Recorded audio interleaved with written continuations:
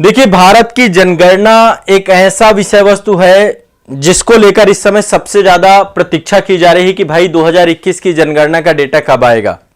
लेकिन अभी तक तो ये जनगणना का डेटा नहीं आया है, बल्कि उसकी जगह पे कल एक रिपोर्ट आई थी, संयुक्त राष्ट्र के द्वारा जारी की गई थी और संयुक्त राष्ट्र जनसंख्या कोष के द्वारा ये रिपोर्ट जारी की गई। और इस रिपोर्ट के तहत एक बहुत सनसनीखेज जो है रिपोर्ट है अपने आप में, जिसके तहत ये बोला गया कि दुनिया में भारत नंबर 1 देश हो चुका है आबादी के मामले में।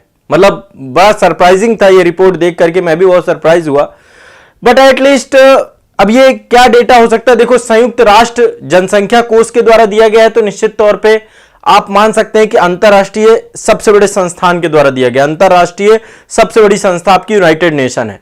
तो ये पहले इस खबर के बारे में चर्चा करते हैं। अब देखो, 2021 का जो डेटा है वो अभी आने में डिले है। मान के चलिए कि वो अभी अगले साल तक डेटा आपका आएगा। वो सरकार के द्वारा कोविड के कारण से, कई सारे कारणों से वो डेटा आपका डिले हो गया है। अब हो सकता है चुनाव के पहले आ जाए, चुनाव के बाद आ जाए, जो भी होगा उसकी प्रतीक्षा है हमें। लेकिन इस समय चूंकि चर्चा में बना हुआ है, सबके दिमाग में यही है कि भाई जनगणना का डेटा कब आएगा। अब चूंकि अंतिम समय चल रहा है 2011 की जनगणना का, यदि 21 का डेटा अभी तक आ जाता, क्योंकि 23 चल रहा है, तो निश्चित तौर पे 21 की जनगणना आपको पढ़ा भी चुके होते और उससे क्वेश्चन भी बनने लग जाते। अब आयोग के पास अभी 21 की जनगणना ना होकर 2011 की जनगणना ही है, तो इसी से प्रश्न पूछे जाएंगे, इसी से प्रश्न बनेंगे। और इस समय इससे हर बार हर एक एग्जाम में 3 से 4 क्वेश्चन, 5 क्वेश्चन तक जनगणना से पूछे जाते हैं। जनगणना एक दिन में याद नहीं होती है, इसलिए आज के सेशन में आप मेरे साथ जो फैक्ट मैं आपको बताऊं, तथ्य आपको बताऊं, उनको ध्यान से सुनना है, साथ साथ लिखते भी जाना है। कुछ ज्यादा ऐसा नहीं होगा कि मैं ब्लास्ट कर दूंगा बहुत सारे फैक्ट का, बट मैं आपको इंपॉर्टेंट फैक्ट बता के जाऊंगा जो रफली आपको पता होने चाहिए। इसके बाद हम 1-2 सेशन और रखेंगे और जनगणना आपकी पूरी क्लियर करा दूंगा 11 की। अब 11 की जनगणना यदि आपकी क्लियर हो जाएगी तो 21 की जनगणना में आपको कंपेयर करके 11 की जनगणना को पढ़ना पड़ता है, तो यह भी काम हो जाएगा। और जैसे 21 का डेटा आएगा तो 21 के डेटा को भी हम सबसे पहले कवर करेंगे, उसके लिए निश्चिंत रहिए, मेरी जिम्मेदारी है। तो पहले मैं एक बार यूनाइटेड नेशन के बारे में बता देता हूं कि यूनाइटेड नेशन क्या बोल रहा है। थोड़ा सा यूनाइटेड नेशन की इस घटना के बारे में देखिए, ये आज तक की न्यूज थी कल की, कि भारत जो है आबादी के मामले में चीन की तुलना में लगभग 29 लाख लोग चीन से ज्यादा हो गए हैं। 29 लाख लोग जो है चीन से ज्यादा हो गए हैं। और संयुक्त राष्ट्र जनसंख्या कोष के द्वारा यह आंकड़ा जारी किया गया है और इस आंकड़े में कहा गया है कि भारत दुनिया का सबसे बड़ा आबादी वाला देश बन गया है। यह देख सकते हैं आप, ठीक है, यह है डेटा। तो भारत चीन को पीछे छोड़ करके दुनिया का सबसे आबादी वाला देश बन गया है संयुक्त राष्ट्र के हिसाब से। अभी हमारे डेटा जारी होंगे, ठीक है, उसकी प्रतीक्षा कर लीजिए। तो भारत की आबादी कितनी पहुंच गई है यूनाइटेड नेशन के द्वारा? 142.86। ये रियल टाइम डेटा हो सकता है, अब जो भी हो। और यहां तक करें कि इस साल हम 30 लाख की बढ़त बना लेंगे, अभी भारत की आबादी और तेजी से बढ़ेगी ग्रेजुअली। चीन की आबादी कितनी है? 142.57। देखो, चीन की आबादी हो सकता है चीन पीछे हो चुका हो हमसे, क्योंकि चीन के द्वारा वन चाइल्ड पॉलिसी जो थी आपकी, एक बच्चे की जो नीति थी वो काफी लंबे समय तक चली, 2018-19 तक चीन उसे लेके चल रहा था। तो उस कारण से भी, और फिर दूसरा क्या है, एक एटीट्यूड डेवलप हो जाता है। तो चीन में जनसंख्या निश्चित तौर पे डाउन हुई होगी, ये तो तय है बात, है ना। तो ये एक आपकी जो बहुत बड़ी चर्चा है, इस समय चर्चा का विषय भी बना हुआ है कि हमारी आबादी जो है पहुंच चुकी है इस डिजिट में। कल काफी लोग लाइव में, काफी बच्चे जो है डिस्कस भी कर रहे थे इस मुद्दे को लेकर, तो मुझे लगा कि चलो मैं फिर आपको बता ही देता हूं। 142.86 ये आपका यूनाइटेड नेशन के द्वारा बोला गया है। अब देखो, मैं आपको एक वेबसाइट का डेटा दिखाता हूं, ठीक है, एक वेबसाइट का डेटा है और मैं चाहता हूं कि उस वेबसाइट के डेटा को आप लोग भी देखें। और संभवतः मुझे लगता है कि ये डेटा रियल टाइम डेटा होगा, तो इसमें तो भारत बहुत पीछे है। अब पता नहीं ये सच्चाई कितनी है, बट एक वेबसाइट है, वो आप लोग भी सर्च कर सकते हो। मैं वेबसाइट आपको बता देता हूं, worldmeter.info। मैं आपको पहले दिखा देता हूं, बाद में आप लोग सर्च कर लेना, ठीक है। ये वाली साइट, ये देख सकते हैं, ये आपको कुछ नंबर्स दिख रहे होंगे यहां पे। ये एक वेबसाइट है worldmeter.info। वैसे मैं इसके बारे में बताऊंगा कि विश्व की आबादी 8 अरब पहुंच चुकी है। ये देखिए, पूरे वर्ल्ड की पॉपुलेशन का रियल टाइम काउंटडाउन चल रहा है, रियल टाइम काउंटडाउन। और हो सकता है आप बहुत जो है सरप्राइज हो जाएं, हर टाइम पीरियड पे बहुत सारे लोग जन्म ले रहे हैं और हर टाइम पीरियड पे बहुत सारे लोग खत्म भी हो रहे हैं। तो यहां पे देखिए प्लस माइनस भी हो रहा होगा ये डेटा।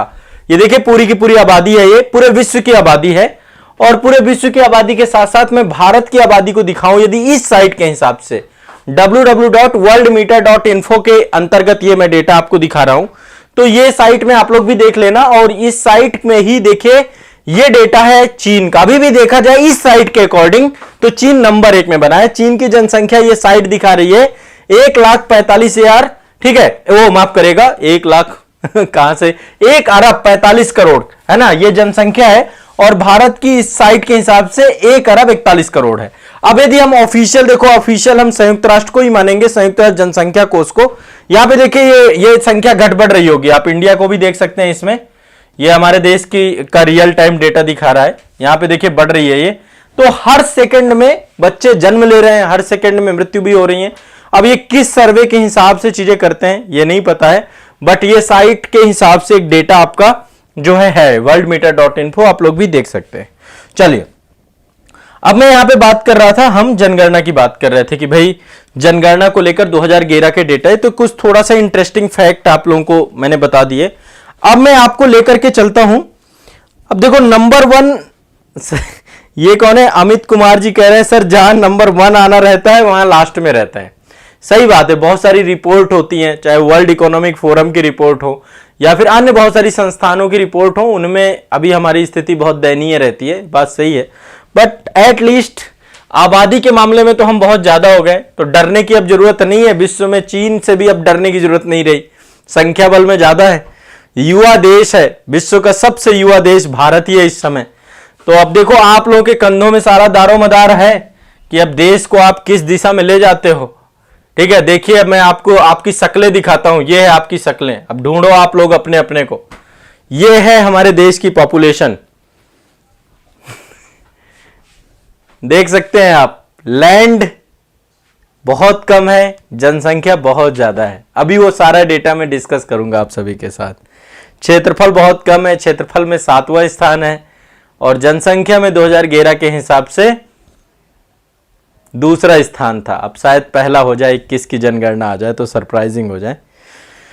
तो ये देख रहे हैं। अब देखो ऐसा नहीं है, इस देश में यदि इस जनसंख्या का सही सदुपयोग कर लिया जाए तो शायद हमसे पावरफुल कोई नहीं बने। लेकिन एक चीज सोचिएगा, मैं हमेशा एक बात जरूर सोच रहा हूं, जब भी बात आती है कि डेमोग्राफिक डिविडेंड की बात आती है या फिर ह्यूमन रिसोर्स की बात आती है, मानवीय संसाधन की बात करते हैं, तो एक बात मेरे दिमाग में खनकती है, शायद आप लोग भी आज इस प्रोस्पेक्टिव को समझ पाए कि हमेशा सरकार कहती है कि भाई 1 चाइल्ड पॉलिसी होनी चाहिए, 2 चाइल्ड पॉलिसी होनी चाहिए। अभी उत्तर प्रदेश सरकार के द्वारा अपनी जनसंख्या नीति भी जारी की गई, जिसके तहत कहा गया कि भाई 2 बच्चे ही रखने हैं, 2 से ज्यादा रखेंगे तो बहुत सारी सुविधाएं आपकी छीन ली जाएंगी या बहुत सारी सुविधाएं आपको मिल जाएंगी यदि आप 2 बच्चे ही रखेंगे, 1 बच्चा रखेंगे। तो मुझे कई बार ये लगता है कि इतनी बड़ी आबादी वाला देश है हमारा, संसाधन सीमित हैं और हम हमेशा ये एक स्वप्न, दीवा स्वप्न देखते रहते हैं कि बहुत बड़ी आबादी है, हम बहुत कुछ कर लेंगे, इस आबादी को ह्यूमन रिसोर्स में बदल देंगे। यदि ऐसा संभव होता तो सरकारें क्या करती, लोगों को भी बोलती कि भैया आप भी 5-5, 6-6, 10-10 बच्चे रखिए और ह्यूमन रिसोर्स में कन्वर्ट हो जाएंगे। सरकार क्या कर रही है कि 1 बच्चा ही जरूरी है, 2 बच्चे ही जरूरी है। परिवार नियोजन बहुत मस्ट है और जनसंख्या में नियंत्रण करना बहुत जरूरी है, नहीं तो क्या होगा, संसाधनों में भार बढ़ेगा। तो यदि परिवार के स्तर पे आप मैनेज नहीं करते तो एक राष्ट्र के स्तर पे भी आप देखा जाए, एक राष्ट्र एक बड़ी संस्था है, बड़ी इकाई है, तो निश्चित तौर पे इतनी बड़ी आबादी मैनेज करना अपने आप में बहुत बड़ी चुनौती है, संसाधनों के ऊपर अतिरिक्त दबाव है, इसलिए सरकार की बात को मानना बहुत जरूरी है। तो उस मुद्दे पे अभी बाद में बात करेंगे। ये देख सकते हैं, ये आप देख सकते हैं देश की आबादी का प्रतिनिधित्व है, ये फोटो कर रही है। अब हम बात कर रहे हैं सेंसस 2011 की, ठीक है। अब देखो ये तो रही कुछ इंटरेस्टिंग बातें, अब बात करना है रटने की। अब आपको याद करना है, मैं आपको बहुत सारे फैक्ट देता, बहुत सारी चीजें यहां पे डिस्कस करना जाऊंगा, आप लोगों को लिए लिखता जाऊंगा और मैं उम्मीद करूंगा कि आप सभी साथ साथ मेरे क्या करेंगे, उसे भी लिखते जाएंगे और पढ़ते जाएंगे। तो फाइनली हम 2011 की जनगणना को देख रहे हैं। 2011 की जनगणना को देख रहे हैं, उसके अंतिम आंकड़े देख रहे हैं। ठीक है, पहले मैं डेटा बता देता हूं, फिर इसके बाद बहुत सारे ऐसे टॉपिक जो जनसंख्या वाले सेगमेंट से पूछे जा सकते हैं कि भाई कौन जारी करता है रिपोर्ट, गृह मंत्रालय के अंतर्गत कौन सा विभाग है, वो सब चीजें बाद में देखेंगे। संविधान की किस अनुसूची में प्रबंध है, कौन बड़ा अधिकारी, सब कुछ डिस्कस बाद में करेंगे। पहले मैं यहां पे आता हूं 2011 की जनगणना के ऊपर सीधा सीधा। ठीक है, 2011 की जनगणना के हिसाब से देखें तो टोटल पॉपुलेशन कितनी थी इंडिया की, एक बार याद कर लेते हैं आज। ठीक है, एक बार याद कर लेते हैं। 1 अरब 21 करोड़ 08 मोबाइल नंबर की तरह याद करेंगे। 8,54,977 ये टोटल आबादी है, एक मोबाइल नंबर की तरह याद कर सकते हो आप। ठीक है, 121 करोड़ वैसे आमतौर पे बोला जाता है, अब ये 140 करोड़ तो पार कर चुकी है। ठीक है, अभी देखो 2021 के जनगणना में हमें पता चलेगा लगभग 140 के आसपास रहने वाली है। तो ओवरऑल एक अच्छा खासा ग्रोथ, ऐसा भी नहीं है कि ग्रोथ नहीं हुई है, अच्छी खासी ग्रोथ हुई है। तो 1 अरब 21 करोड़ 8,54,977 ये भारत की जनगणना है 2011 के टोटल के माध्यम। ठीक है, अब मैं यहां पे देखो पुरुष आबादी और महिला आबादी में परसेंटेज का यूज करूंगा। टोटल पुरुष कितने हैं, संख्या नहीं लिखूंगा लेकिन संख्या में कंफ्यूज हो जाओगे, बहुत जगह पे संख्या और संख्या की जरूरत भी नहीं है, रफली आइडिया ये आप लोगों को दिए दे रहा हूं। पुरुष आबादी टोटल है आपकी 51.47% पुरुष है। महिला आबादी की बात करें तो टोटल 48.53 महिला आबादी है। ये महिला आबादी है और ये पुरुष आबादी। दो डेटा तो ये याद कर लो साथ में। ठीक है, लिखते जाओ भाई सभी लोग, ये लिखते जाना है, भूलना नहीं है। जब आप लिखोगे तभी याद रहेगी ये।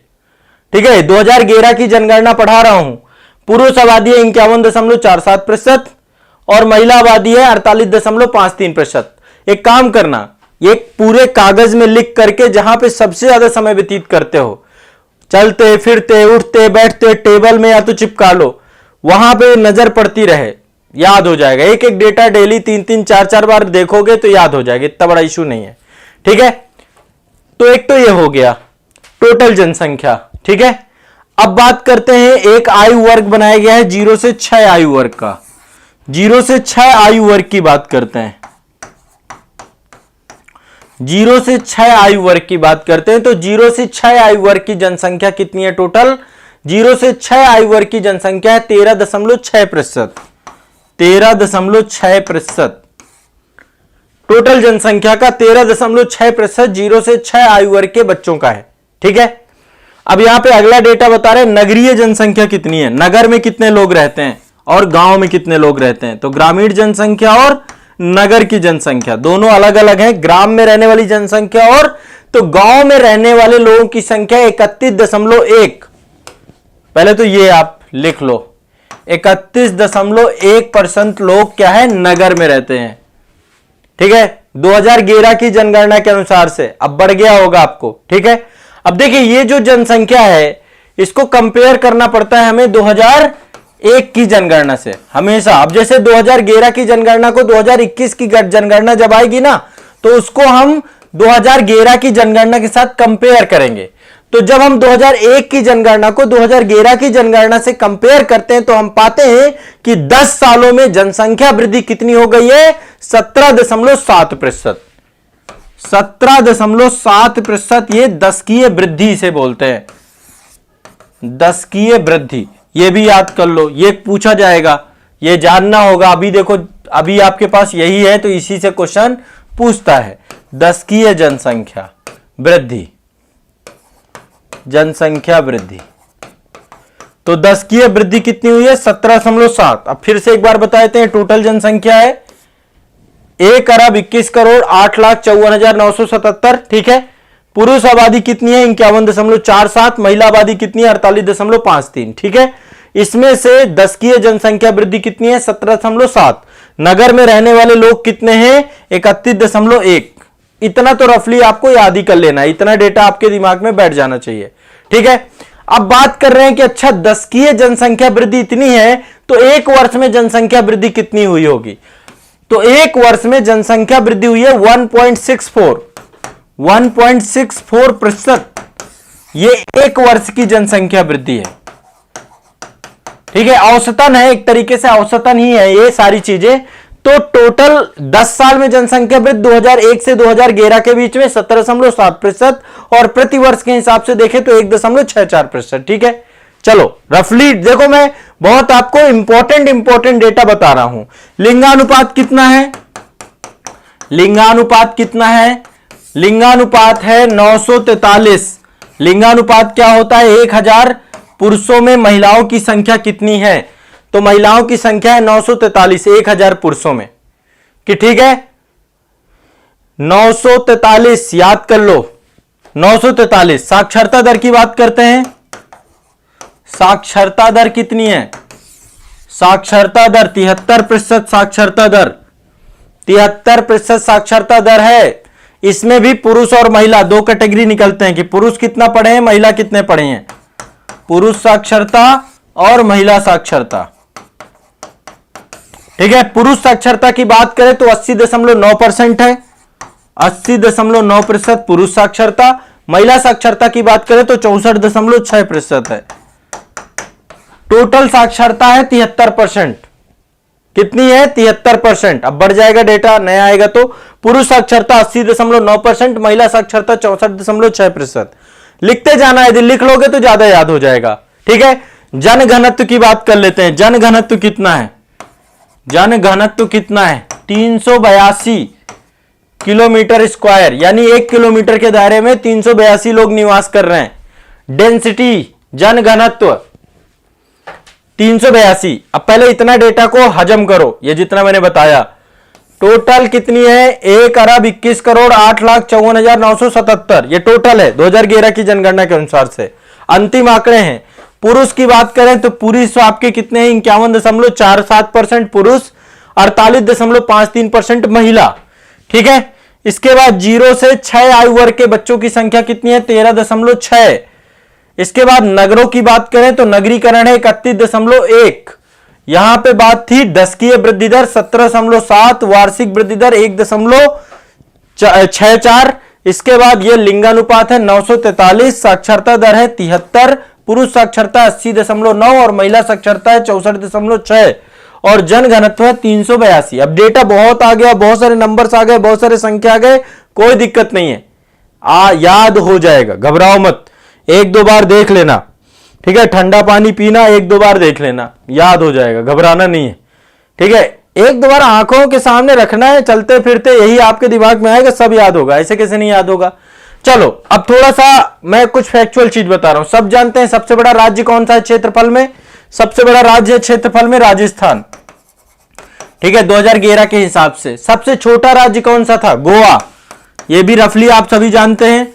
ठीक है, राजस्थान के बाद कौन सा? वो एमपी, फिर आपका है महाराष्ट्र और फिर है आपका यूपी। टॉप 4 स्टेट ये हैं आपके। नंबर 1 राजस्थान, नंबर 2 मध्य, ये क्षेत्रफल के आधार की बात कर रहे हैं, राजस्थान, मध्य प्रदेश, महाराष्ट्र और यूपी।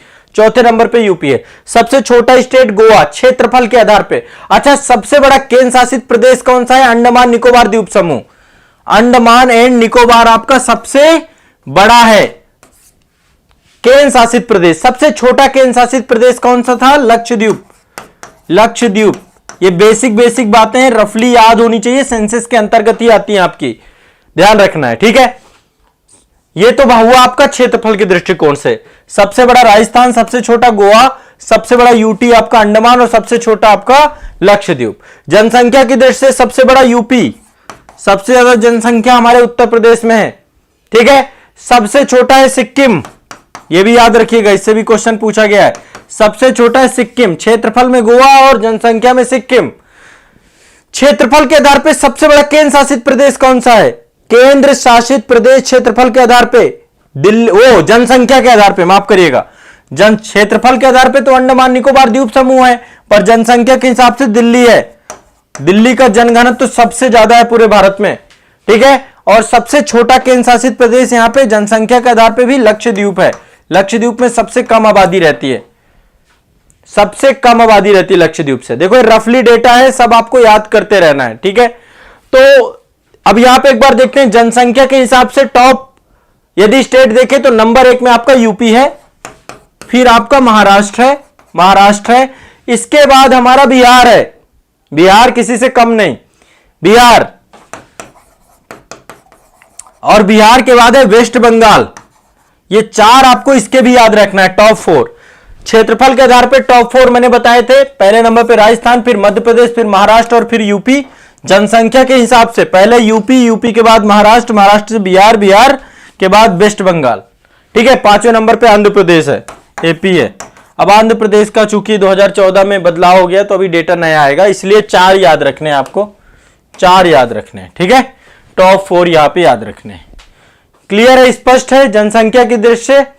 और केंद्र शासित प्रदेश की बात करें कि टॉप केंद्र शासित प्रदेश क्या होगा, तो पॉपुलेशन के आधार पे नंबर 1 पे दिल्ली है हमारा, नंबर 2 पे पुदुचेरी है, पुदुचेरी। ठीक है, 3 राज्यों में फैला हुआ है। फिर है आपका चंडीगढ़, चंडीगढ़। ठीक है, और इसके बाद है आपका अंडमान निकोबार द्वीप समूह, अंडमान एंड निकोबार।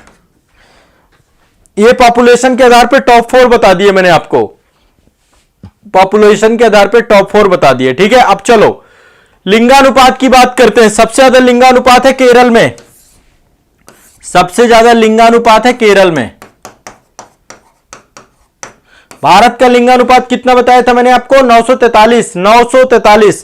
केरल में सबसे ज्यादा लिंगानुपात है, केरल कितना है, 1084, 1084। 1000 पुरुषों में 1084 महिलाएं हैं। सबसे कम लिंगानुपात क्या है, ये सब 2013 की जनगणना से ये सर्वाधिक है। सबसे कम की बात करें तो सबसे कम है हरियाणा में, हरियाणा। ठीक है, हरियाणा का कितना है, 889, 879। वैसे इसकी तस्वीर 10 साल में बदली है। ठीक है, प्रधानमंत्री जी के द्वारा यहीं से बहुत सारी योजनाएं चालू की गई जो कि महिलाओं को लेकर के है। बेटी पढ़ाओ बेटी बचाओ योजना यहीं से चालू की गई, सुकन्या समृद्धि जीवन, बहुत सारी योजनाएं महिलाओं के यहां से चालू की गई। ठीक है, अच्छा कौन सा केंद्र शासित प्रदेश है जहां पे सबसे ज्यादा लिंगानुपात है, तो वो है पुदुचेरी। पुदुचेरी का लिंगानुपात सबसे ज्यादा है। केंद्र शासित प्रदेश यूटी की बात करें यदि हम लिंगानुपात में, तो पुदुचेरी का लिंगानुपात है 1037, 1037। ठीक है, इसके बाद दूसरे नंबर पे बात करें सबसे कम लिंगानुपात किस केंद्र शासित प्रदेश में है, दमन एंड दीव में। सबसे ज्यादा और सबसे कम है दमन एंड दीव में, दमन एंड दीव। ठीक है, तो ये आपको लिंगानुपात के डेटा याद करना है। सबसे ज्यादा लिंगानुपात क्लियर हो गया, सबसे कम लिंगानुपात हरियाणा, सबसे ज्यादा केरल, यूटी में सबसे ज्यादा पुदुचेरी, सबसे कम दमन दीव। ठीक है, हाँ रटते जा रहे हो, बहुत बढ़िया, सुपर्ब सुपर्ब। हाँ ठीक है। अच्छा एक होता है शिशु लिंगानुपात, शिशु लिंगानुपात। सबसे कम शिशु लिंगानुपात है आपका हरियाणा में, सबसे ज्यादा अरुणाचल प्रदेश में है। देखो शिशु का मतलब है 0 से 6 वर्ष, शिशु मतलब 0 से 6 वर्ष। 0 से 6 वर्ष का जो शिशु लिंगानुपात है सबसे ज्यादा है आपका अरुणाचल प्रदेश में, सर्वाधिक है अरुणाचल प्रदेश, अरुणाचल प्रदेश। ध्यान रखिएगा, ये शायद आपको डेटा याद ना हो लेकिन फिर भी मैं आपको याद करा दे रहा हूं। सबसे ज्यादा शिशु लिंगानुपात कहां पे है, अरुणाचल प्रदेश में, 972 है ये। ठीक है, और सबसे कम कहां पे है, हरियाणा में। याद रखिएगा सबसे कम है हरियाणा में, हरियाणा में।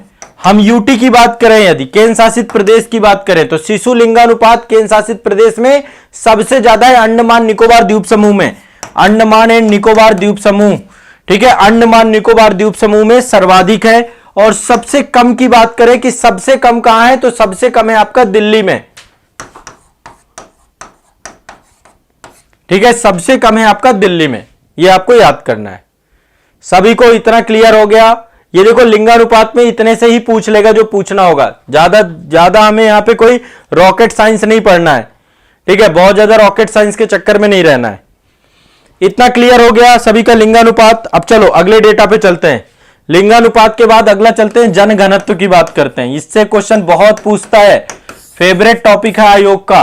तो 2011 की जनगणना के हिसाब से सबसे ज्यादा जनघनत्व किसका है, राज्यों में सर्वाधिक जनघनत्व, सर्वाधिक जनघनत्व सबको ही पता होगा बिहार राज्य।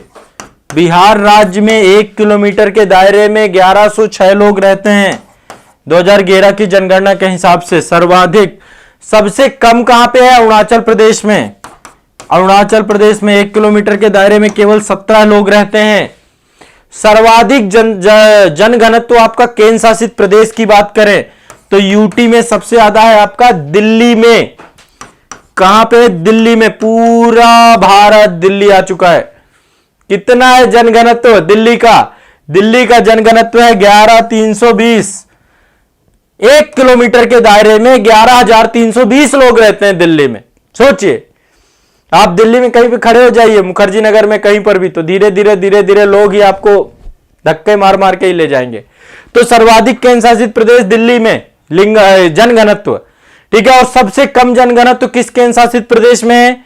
यह सर्वाधिक हो गया। सबसे कम यूटी की बात करें तो अंडमान निकोबार। बहुत सारे द्वीप वीरान पड़े हैं यहां पे, 46 है ओनली, 46, ठीक है। यह हो गया आपका एक रफली जनघनत्व का डेटा। इतना ही पूछा जाएगा जनघनत्व से, इतना ही आएगा, रट लो, बस इतना ही करना है, ज्यादा नहीं करना। चलो साक्षरता की बात करते हैं। साक्षरता की बात करते हैं। साक्षरता 2011 की जनगणना के हिसाब से सबसे ज्यादा साक्षर जिला स्टेट कौन सा है? कौन सा सबसे ज्यादा साक्षर है? सर्वाधिक साक्षरता है आपकी केरल में। केरल सबसे साक्षर है, 94% साक्षरता है केरल में। इस बार हो सकता है 100% पार कर जाए, हो सकता है, मतलब कोई वो नहीं है, 94 तो ज्यादा ही रहेगी। अच्छा, सबसे कम साक्षर स्टेट कौन सा है? सबसे कम साक्षर है बिहार। मतलब ये सबसे बड़ा दुर्भाग्य है देश का, जो शिक्षा का केंद्र है, जिसको लैंड ऑफ नॉलेज कहा जाता है, वहां पे एजुकेशन स्तर इतना गिरा हुआ है। इस बार देखते हैं शायद सुधार हो। तो सबसे कम साक्षर बिहार, सर्वाधिक साक्षर केरल। सर्वाधिक केंद्र शासित प्रदेश कौन सा? यूटी है। यूटी सर्वाधिक साक्षर कौन सा है? सबसे ज्यादा साक्षर है लक्षद्वीप। लक्षद्वीप 91.8% लोग, जनसंख्या ही ज्यादा नहीं है लेकिन फिर भी परसेंटेज के हिसाब से देख रहे हैं। न्यूनतम कौन सा है? न्यूनतम है दादरा नगर हवेली। अब तो ये नहीं रहा, अब ये दमन द्वीप से जुड़ गया, लेकिन 2011 में था दादरा एंड नागर हवेली। सबसे कम है ये यूटी में, ठीक है, 76.2, ठीक है। अब इसको ध्यान कर लो। सर्वाधिक साक्षरता केरल 94, बिहार सबसे कम, यूटी में लक्षद्वीप और दादरा नगर हवेली। चलो ये हो गए आपके डेटा।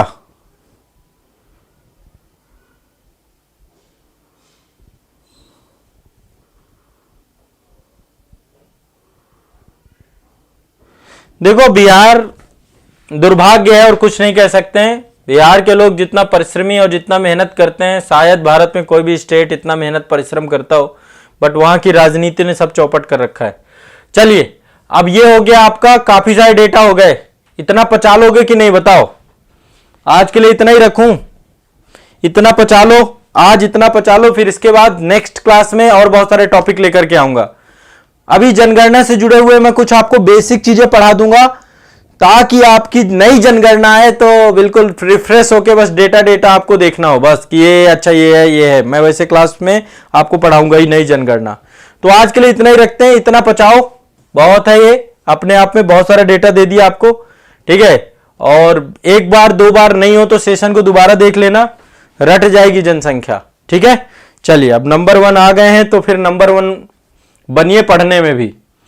और आप लोगों के हाथ में भारत का भविष्य है, इसलिए जिम्मेदारी समझिए, सिर्फ रोजगार के लिए नहीं, देश के लिए पढ़िए, है ना। रोजगार तो मिलेगा ही मिलेगा। थोड़ा सा आप एक मोटिवेशन ये भी बना सकते हैं कि आप कंट्री के लिए एक अच्छे नागरिक के तौर पे बनना है तो एजुकेशन ही एक माध्यम है। चलिए, बाकी